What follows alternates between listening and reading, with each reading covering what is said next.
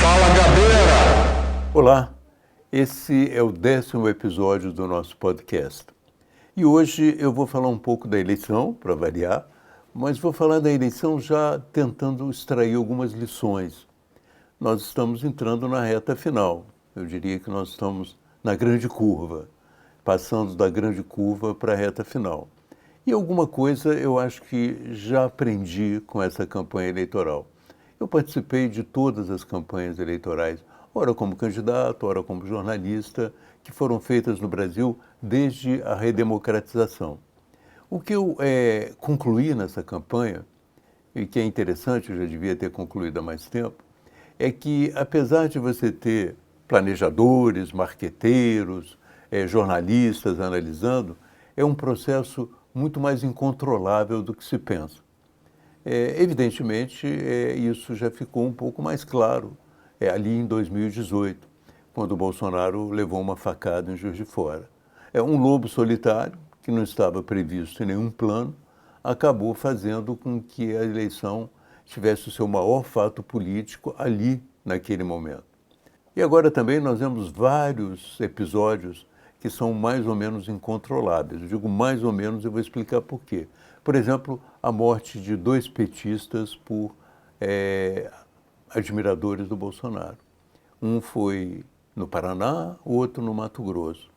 Evidentemente que isso escapa ao candidato do ponto de vista do controle direto.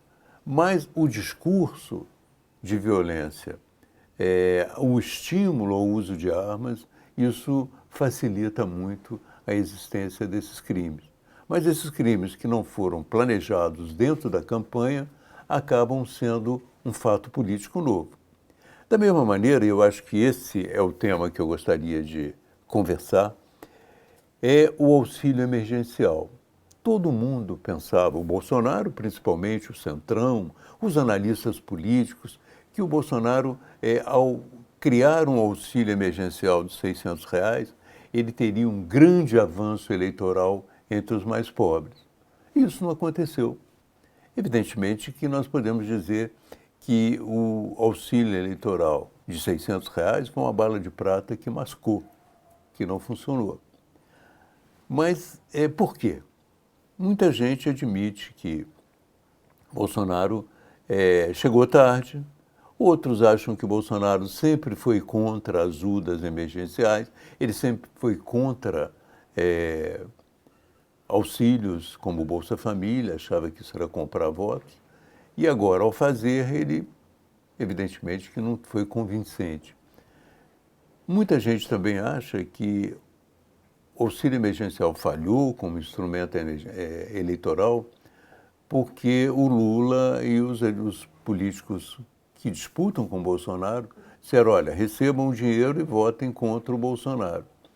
Mas eu acho que um aspecto que vale a pena ter como lição é que as pessoas mais pobres, elas não são assim tão influenciáveis pela ajuda financeira como se pensa, não é? Evidentemente que elas agradecem, elas precisam da ajuda financeira, mas é meio problemático você achar que pode comprar o voto. Esse foi o problema de um bolsonarista no interior de São Paulo. Ele era um homem que distribuía cestas básicas, distribuía comida, e foi distribuir comida para uma mulher pobre e perguntou a ela em quem ela votaria. Ela falou, como grande parte das pessoas fala, que votaria no Lula. Então ele disse no vídeo, olha, eu não vou mais te dar a cesta básica, não vou te dar mais a comida, porque você vai pedir a comida ao Lula. E isso pegou muito mal, foi um fato político, criado fora da campanha, mas a partir da concepção da campanha. Ele é um eleitor distante do Bolsonaro, mas é um eleitor do Bolsonaro convicto. E apresentou essa tese de que, se ela votava no Lula, não tinha razão de dar comida para ela, porque ele é Bolsonaro. Isso contraria todos os princípios da ajuda. A gente, quando ajuda uma pessoa, porque ela precisa, a gente não quer saber em quem ela vota, que religião ela tem, a gente ajuda porque ela precisa. Então, é um fato político também criado nessas circunstâncias. Outro aspecto que surpreendeu também, que mostra como a gente precisa conhecer um pouco mais o Brasil, foi o 7 de setembro. O 7 de setembro foi, de uma certa maneira, sequestrado pelo Bolsonaro. Bolsonaro decidiu que ia fazer um comício e que ia aproveitar o 7 de setembro para fazer esse comício. Chamou todo mundo para Brasília e para o Rio de Janeiro e, de fato, utilizou o desfile para aparecer e depois fez um comício achando que isso ia ser um grande avanço na sua campanha. Acontece que não foi. Não foi porque ele não calculou que o uso da máquina de uma forma tão descarada fosse ser criticado, não só pelos adversários, como pela imprensa. Então, o que ele pensava que ia ser um elemento essencial na campanha dele, algo que pudesse mobilizar a campanha, acabou não sendo. E isso é muito interessante a gente observar, porque eu mesmo pensava, olha, o Bolsonaro está utilizando muito a televisão, está utilizando muito a mídia, pode ser até que ele cresça, mas não cresceu. É verdade que ele subiu no palanque de uma forma vulgar, disse que era imbrochável. É verdade também que a exploração política era tão clara que ele levou para o desfile e colocou numa posição melhor do que a do presidente de Portugal, o empresário Luciano Hang. Ora, o Luciano Hang não tem nada a ver com a proclamação da independência, né? Ele só não sei que ele estivesse lá nas margens do Ipiranga como mascate, vendendo algumas coisas, esses produtos que eles vendem. Não aconteceu isso, aconteceu 200 anos atrás. Portanto, Luciano Hang tem tanto a ver com a independência quanto qualquer brasileiro comum. Não era para ele estar no palanque naquela posição. Foi uma escolha política equivocada do Bolsonaro. Mas agora, nesse momento, o equívoco continua. O Bolsonaro quer ir para a Inglaterra porque acha que, indo ao funeral da rainha, ele vai conseguir mais votos, ele vai aparecer como presidente da República.